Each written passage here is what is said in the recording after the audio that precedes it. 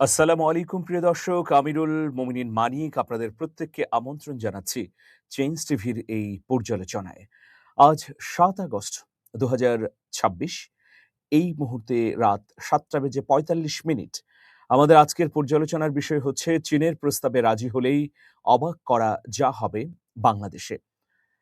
আমরা সবাই জানি যে বহুমুখী চীনের প্রকল্প নিয়ে এই মুহূর্তে বাংলাদেশ কাজ করছে।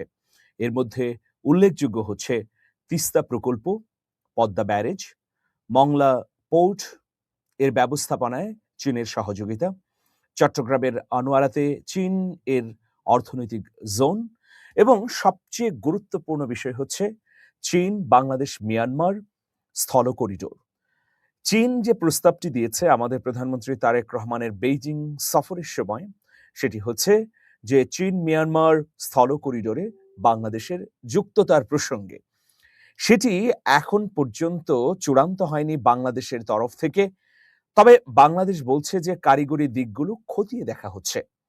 এই প্রকল্প যেন বাস্তবায়িত না হয়, এই জন্যে আধিপত্যবাদী কিছু সংখ্যক গোষ্ঠীর তল্পিবাহকরা আমাদের গণমাধ্যমে নানা ধরনের ন্যারেটিভ প্রচার শুরু করেছে। কিন্তু আমি আজকে মানচিত্র ভিত্তিক আলোচনা করে এটা দেখিয়ে দিতে চাই যে চীনের এই প্রস্তাবে আমরা যদি রাজি হই, তাহলে বিপুল এবং আকাশচুম্বী আন্তর্জাতিক দিগন্তে পা রাখবো এবং সফলতার ক্ষেত্রে মাইল ফলক স্পর্শ করতে পারবো। দর্শক, আপনাদের মতামত থাকলে আপনারা ইউটিউবের কমেন্ট বক্সে গিয়ে লিখুন। এই যে একটি মানচিত্র আপনাদেরকে দেখাচ্ছি, যে চীনের সঙ্গে আমাদের যদি এই স্থল করিডোরটি বাস্তবায়িত হয়, তাহলে অর্থনৈতিক ক্ষেত্রে দুর্দান্ত একটা দিগন্তে আমরা পা রাখবো। আমাদের চট্টগ্রাম কক্সবাজার হয়ে মিয়ানমারের মান্দাল থেকে কুনমিংয়ে যাবে এই স্থল করিডোর। এখানে কি থাকবে? স্থলপথ যেমন থাকবে, একইভাবে রেলপথও থাকবে। তার মানে আমাদের বাংলাদেশের জনগণ এই রেলপথে চীনে যেতে পারবে, আবার সরাসরি সড়ক পথেও যেতে পারবে। তো দেখুন, এর মধ্য দিয়ে একটা বিপুল এবং বিস্তৃত অর্থনৈতিক কর্মকাণ্ড পরিচালিত হবে। চীনের এই প্রকল্পের মূল উদ্দেশ্যটা কি? চীনের এই প্রকল্পের মূল উদ্দেশ্য হচ্ছে চীন এখন তার মালাক্কা প্রণালী দিয়ে মূলত মধ্যপ্রাচ্যে বাণিজ্যিক বিস্তৃতি ঘটাচ্ছে। দেখুন, মালাক্কা প্রণালী মানে আপনারা এই মানচিত্রে দেখতেই পাচ্ছেন যে কুনমিং এর যে তলদেশ সেটা কিন্তু এই সাগরকে নির্দেশ করছে। এই যে সাদা অংশটি রয়েছে সেটির কথা বলছি। তো মালাক্কা প্রণালী যেকোনো সময় বন্ধ হতে পারে বা এটা নিয়ে অস্থিতিশীল পরিস্থিতিও তৈরি হতে পারে। যেমন হরমুজ প্রণালীকে নিয়ে হচ্ছে, বা বাব আল মানদেব প্রণালীকে ঘিরে নানা ধরনের অনিশ্চয়তা তৈরি হয়েছে।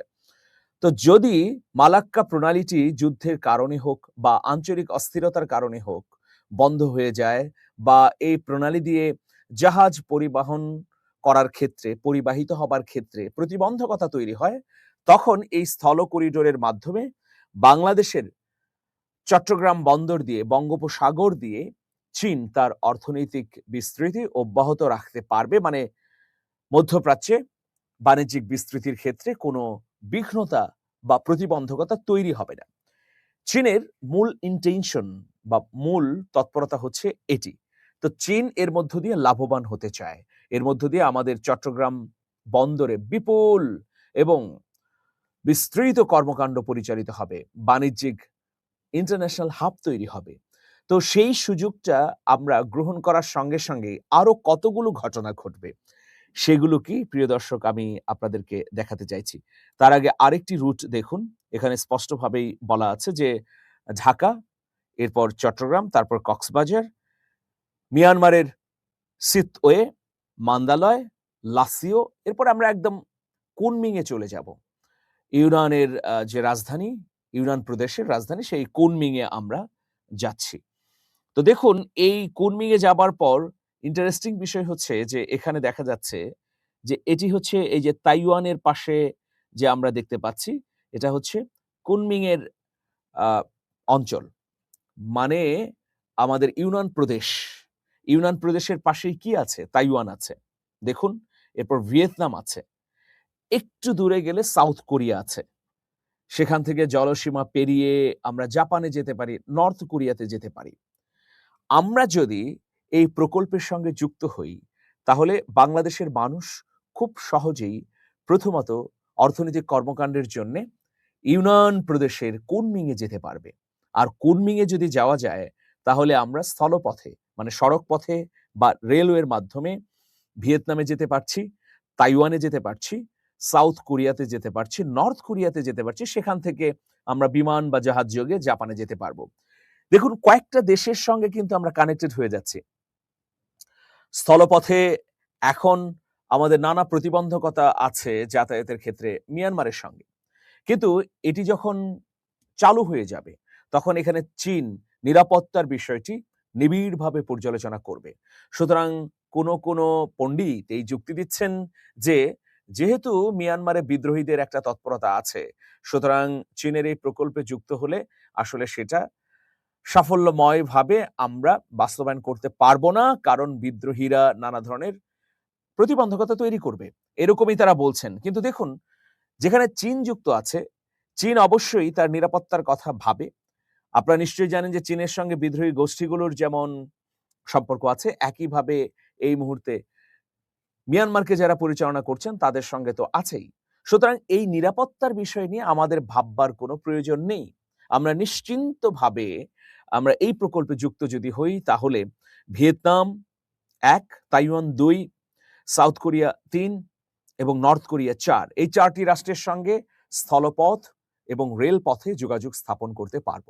তাহলে এতদিন ধরে আমাদের কেবলমাত্র পশ্চিমমুখী বা মধ্য এশিয়ামুখী বা মধ্যপ্রাচ্যমুখী যে বাণিজ্যিক তৎপরতা ছিল, সেটার বদলে পূর্বমুখী, দক্ষিণমুখী বাণিজ্যিক সম্প্রসারণেরও একটা উদ্যোগ গ্রহণ করতে পারব।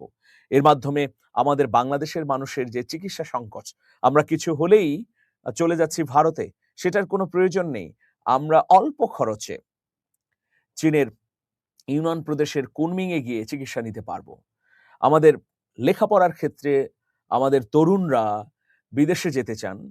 আমরা যদি ইউনান প্রদেশের শিক্ষা প্রতিষ্ঠানগুলো দেখি, দুর্দান্ত অনেক আন্তর্জাতিক মানের শিক্ষা প্রতিষ্ঠান সেখানে গড়ে উঠেছে। বিশ্ববিদ্যালয় পর্যায়ে মেডিকেল এর ক্ষেত্রে, এরপর তথ্য প্রযুক্তির ক্ষেত্রে সেখানে আন্তর্জাতিক মানের বিশ্ববিদ্যালয় রয়েছে, সেগুলোতে আমাদের তরুণরাও পড়াশোনা করতে পারবে। এর বাইরে আমরা রেল যোগাযোগের মধ্য দিয়ে আমাদের কাঁচামালগুলো সেখানে রপ্তানি করতে পারবো। বিশেষ করে আপনারা জানেন যে কাঁঠাল রপ্তানির বিষয়ে আলোচনা হচ্ছে। আমাদের আম, কাঁঠাল, লিচু, কৃষিজ পণ্য খুব সহজেই আমরা চীনে রপ্তানি করতে পারবো এর মধ্য দিয়ে।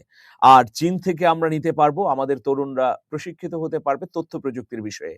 এআই এর ক্ষেত্রে মার্কিন যুক্তরাষ্ট্রের বিপরীতে চীন অনেকগুলো উদ্যোগ গ্রহণ করেছে, একটা এআই জোটও গঠন করেছে। সেই জোটে বাংলাদেশে তরুণরা যদি প্রশিক্ষিত হয়ে ওঠে, মানে বাংলাদেশকেও প্রস্তাব দেওয়া হয়েছে সেই জোটে অন্তর্ভুক্ত হবার জন্যে, তাহলে অভাবনীয় দিক উন্মোচিত হবে। তো সবকিছু মিলিয়ে দেখুন, এই চীন, মিয়ানমার এবং বাংলাদেশ স্থল করিডোর কিভাবে আমাদের জন্যে একটা সমৃদ্ধ ভবিষ্যৎ তৈরি করে দিতে পারে। এখন দেখুন, বাংলাদেশের যখন এই ধরনের একটা সুবর্ণ সুযোগ অপেক্ষা করছে, তখন ভারত কি বলছে? ভারত বলছে যে চীন পা ভারতকে উত্তর এবং পূর্ব মুখ দিয়ে ঘিরে ফেলতে চায়। দেখুন, আমাদের সঙ্গে চীনের অর্থনৈতিক করিডোর হবে। আমরা কিন্তু বলছি না যে এর মধ্য দিয়ে ভারত ক্ষতিগ্রস্ত হবে। ভারত কিভাবে ক্ষতিগ্রস্ত হবে? আমরা আমাদের অর্থনৈতিক তৎপরতার জন্য যেকোনো দেশের সঙ্গে সম্পর্ক বৃদ্ধি করতে পারি।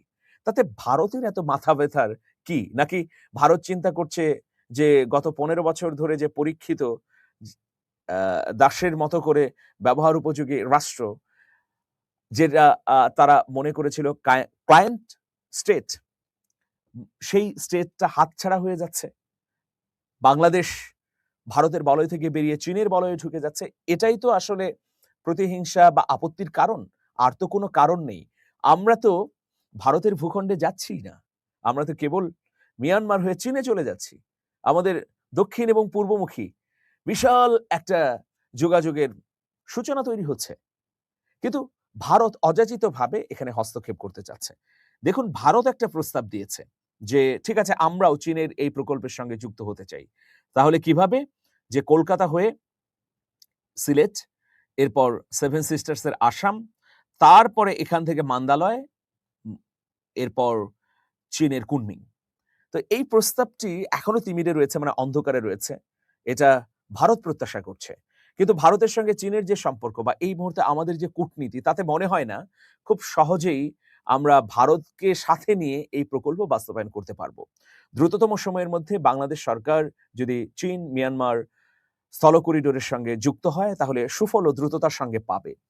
আর যদি বাংলাদেশ সরকার নিকট ভবিষ্যতে এই বিষয়ে কোনো সিদ্ধান্ত না দেয়, কেবল কারিগরি পর্যালোচনা হচ্ছে এইরকম একটা কথা বলে সময় কাটায়, তাহলে চীনও নিশ্চয়ই ভিন্ন পথে চিন্তাভাবনা করবে।